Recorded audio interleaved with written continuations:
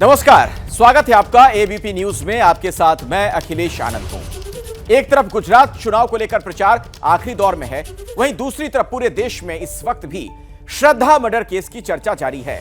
लोग जानना चाहते हैं इस केस की तफ्तीश कहां तक पहुंची, आफताब का क्या होगा।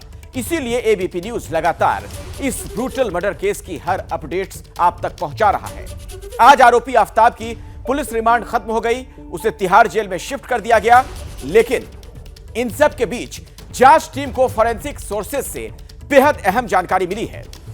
सीएफएसएल के सोर्सेज से यह पता चला कि जो हड्डियां महरौली के जंगल से मिली थीं, उनमें से कुछ सैंपल्स का डीएनए श्रद्धा के पिता से मैच हो गया है। यानी हड्डियां श्रद्धा की ही थी। इसका दूसरा मतलब यह है कि पुलिस की एविडेंस वाली लिस्ट अब मजबूत हो गई। सवाल यह भी कि 14 दिनों की तफ्तीश में डीएनए टेस्ट का रोल कितना अहम रहा। क्या इस टेस्ट के रिजल्ट्स आफताब के खिलाफ पुख्ता एविडेंस होंगे?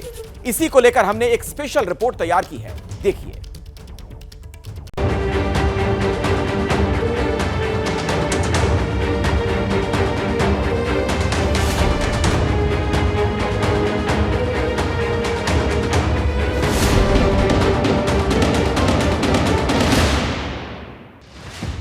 जुर्म की दुनिया से जुड़ी एक कहावत आपने अक्सर सुनी होगी, कातिल कितना ही शातिर क्यों ना हो, वो सबूत मिटाने के लाख जतन कर ले, लेकिन कहीं ना कहीं वो कुछ ऐसे सुराग छोड़ जाता है जो उसे सलाखों के पीछे पहुंचाने और फिर अपने किए गुनाहों की सजा दिलाने के लिए काफी होते हैं। दिल्ली का श्रद्धा मर्डर केस इस कहावत को अतीत के पन्नों से उठाकर वर्तमान की दहलीज पर पहुंचा चुका है। आफताब सलाखों के पीछे है और अब धीरे धीरे वो सबूत भी सामने आने लगे हैं जिसके जरिए वो अदालत में दोषी ठहराया जा सकता है। कत्ल और कातिल के बीच इस कड़ी में सबसे नया काम डीएनए टेस्टिंग है। श्रद्धा मर्डर केस में एबीपी न्यूज को फॉरेंसिक लैब के सोर्सेज से बेहद एक्सक्लूसिव जानकारी मिली है। पता चला है कि पुलिस को महरौली के जंगल से जो इंसानी हड्डियां मिली थी वो श्रद्धा वालकर की है। सीएफएसएल सोर्सेज के मुताबिक हड्डियों में मौजूद डीएनए को जब श्रद्धा के पिता के डीएनए से मिलाया गया तो सैंपल मैच हो गया। डीएनए मिलाने के लिए श्रद्धा के पिता का ब्लड सैंपल लिया गया था। उसी के बाद टेस्ट कंडक्ट किया गया। खबर तो यह भी है कि अभी जांच करने वाली फॉरेंसिक टीम ने दिल्ली पुलिस को डीएनए मैच होने की मौखिक जानकारी दी है। पूरी रिपोर्ट देने में कुछ दिनों का वक्त लग सकता है। पुलिस की टीमें लगातार इस पूरे हत्याकांड को सुलझाने में लगी हुई थी। तमाम राज्यों में पुलिस की पड़ताल चल रही थी। पुलिस ने हिमाचल प्रदेश में, गुरुग्राम में, उत्तराखंड में, दिल्ली में और मुंबई में अपनी जांच शुरू की। श्रद्धा के जो जानकार थे उनके बयान दर्ज किए गए, आफताब के परिवार के बयान दर्ज किए गए और लगातार पुलिस इस केस को सुलझाने में लगी रही। आफताब की पहले 5 दिन की रिमांड ली गई, उसके बाद फिर 5 दिन की रिमांड ली गई और उसके बाद 4 दिन की रिमांड ली गई। जिस डीएनए टेस्ट को इस वक्त आफताब मर्डर केस में सबसे बड़ा ब्रेक थ्रू माना जा रहा है, आखिर वो होता क्या है, दूसरे टेस्ट से कैसे अलग होता है, ये भी आपको बताएंगे। लेकिन पहले सीएफएसएल सोर्सेज की तरफ से जो और जानकारी मिली है उसे समझ लेते हैं। चूंकि वारदात को 6 महीने से ज्यादा का वक्त बीत चुका है, सारे सबूत मिले नहीं थे। इसलिए दिल्ली पुलिस ने जब जांच शुरू की तो उसका फोकस सर्कमस्टेंशियल एविडेंस के साथ फॉरेंसिक टेस्ट की फाइंडिंग्स पर रहा, क्योंकि खून का एक कतरा भी आरोपी को कातिल साबित करने के लिए काफी होता है। ये बात पुलिस अच्छी तरह जानती थी और जब किचन की टाइल्स से उसे खून के धब्बे मिले तो फिर फॉरेंसिक एक्सपर्ट्स का काम और आसान हो गया। पुलिस की यही कोशिश थी कि इस पूरे मामले में जितने भी सबूत हैं वो जल्द से जल्द पुलिस के सामने आ जाएं। लेकिन अभी तक पुलिस को ना ही हथियार बरामद हुआ है। जिस आरी का जिक्र किया जा रहा है कि आरी से उसने बॉडी के टुकड़े किए थे, वो अभी तक नहीं मिली है। श्रद्धा का मोबाइल फोन अभी तक पुलिस को नहीं मिला है। श्रद्धा का सिर पुलिस को नहीं मिला है। इसके अलावा पुलिस को हत्या वाले दिन पहने हुए आफताब के कपड़े और श्रद्धा के कपड़े भी बरामद नहीं हुए हैं। लेकिन पुलिस ने सीएफएसएल के अंदर जो एग्जिबिट्स भेजे थे, यानी कि वो 18 हड्डियां जो पुलिस ने वहां पर भेजी थी, इसके अलावा जो ब्लड के सैंपल्स भेजे थे और जो कपड़ों के सैंपल्स भेजे थे, उनका मिलान जो श्रद्धा के पिता हैं उनके डीएनए से हो गया। शुरुआती रिमांड के दौरान आफताब ने पुलिस के सामने ये बात कबूली थी कि उसने ही श्रद्धा का कत्ल किया, उसके 35 टुकड़े किए और फिर उन टुकड़ों को महरौली के जंगल में फेंक दिया। उसी की निशानदेही पर पुलिस को एविडेंस मिलने शुरू हो गए और अब सीएफएसएल लैब ने भी इसे लेकर अपनी रिपोर्ट पुलिस को दी है। फॉरेंसिक लैब के सूत्रों के मुताबिक फॉरेंसिक जांच में श्रद्धा की हत्या की पुष्टि हो चुकी है। पुलिस ने जो एग्जिबिट्स यानी अवशेष जमा कराए थे, उनकी जांच में कत्ल की बात सामने आई। सीएफएसएल की टीम को पुलिस ने हड्डियों के अलावा टाइल्स के बीच मिले खून के निशान वाले सैंपल्स भी सौंपे थे। सीएफएसएल सोर्सेज के मुताबिक ये बात कंफर्म हो चुकी है कि श्रद्धा का कातिल आफताब ही है और आरी से बॉडी काटने के जो निशान हैं वो भी एक्सपर्ट की टीम को मिल चुके हैं, लेकिन अब भी फाइनल रिपोर्ट का आना बाकी है। मगर सबसे बड़ा सवाल यही है कि ये डीएनए टेस्ट सैंपलिंग होती कैसे है, ये टेस्ट क्या है, इसे भी आसान भाषा में समझते हैं। डीएनए का मतलब डीऑक्सी राइबोन्यूक्लिक एसिड है। ये अणुओं का ऐसा ग्रुप है जो माता पिता की आनुवांशिक यानी जेनेटिक जानकारी संतानों तक ले जाता है। हमारे शरीर में अलग अलग अमीनो एसिड होते हैं जिनके जरिए प्रोटीन बनता है, और डीएनए प्रोटीन का एक स्ट्रक्चर होता है जो अपने आप में अनोखा है।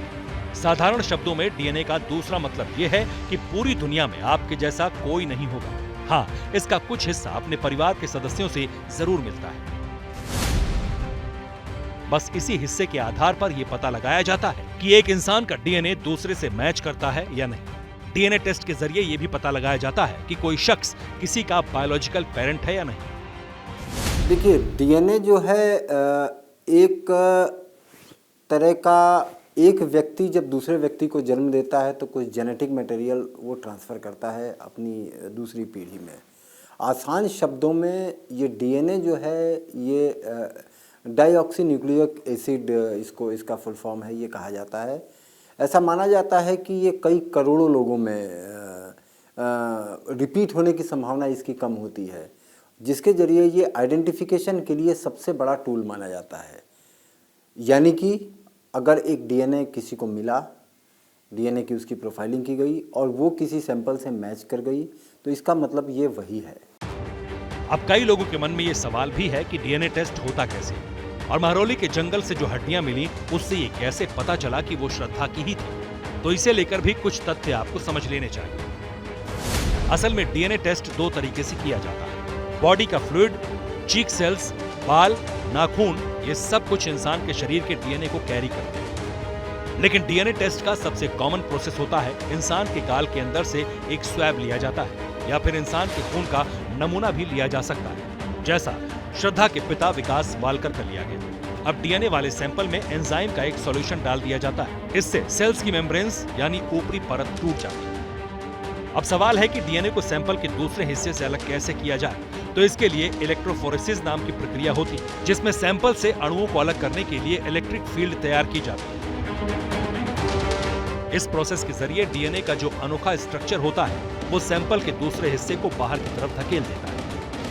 पीसीआर यानी पॉलीमर चेन रिएक्शन एक तकनीकी है, उसके ज़रिए सैंपल को रन कराया जाता है। सैंपल को रन कराने के बाद बहुत सारे दूसरे इक्विपमेंट्स होते हैं जिन पे सैंपल्स को डाला जाता है। मकसद ये होता है कि जो उस जेनेटिक मटेरियल में जो कोशिका है जिसको लिया गया है, जिसके ज़रिए हम डीएनए निकालना चाहते हैं या एक्सट्रैक्ट करना चाहते हैं, तो पहले हमें डीएनए तक पहुंचना होता है ताकि हम प्योर फॉर्म में उस डीएनए को अलग कर पाएँ।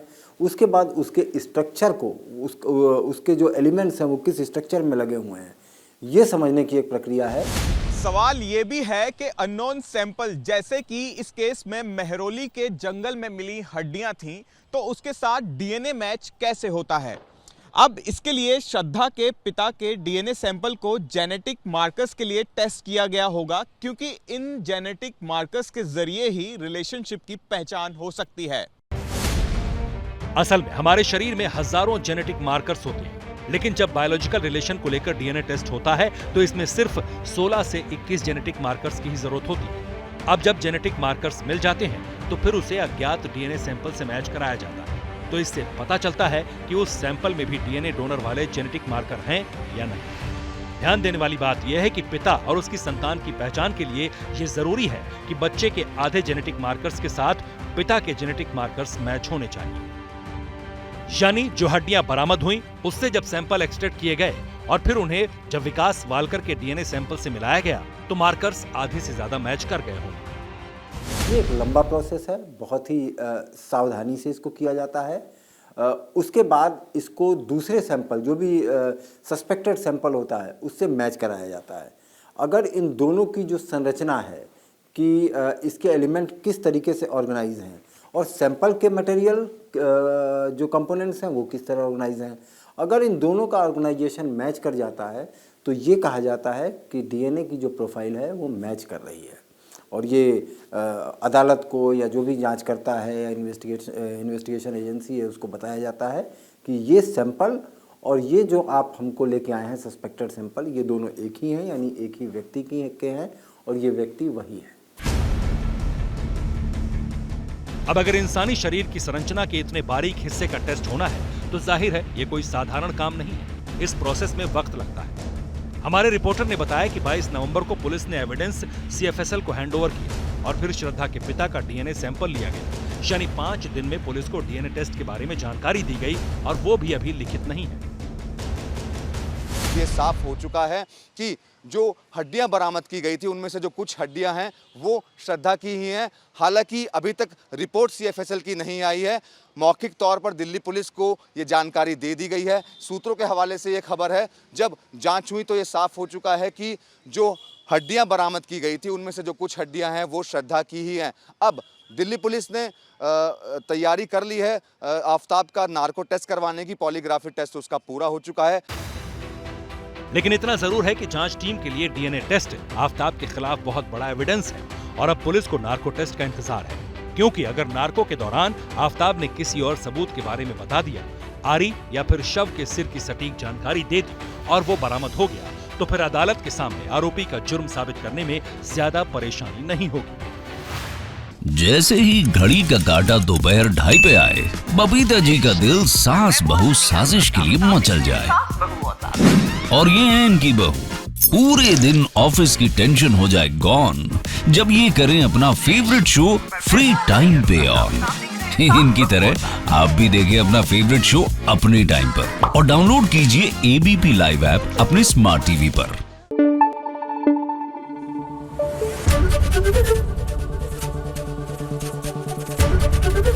एबीपी न्यूज आपको रखे आगे।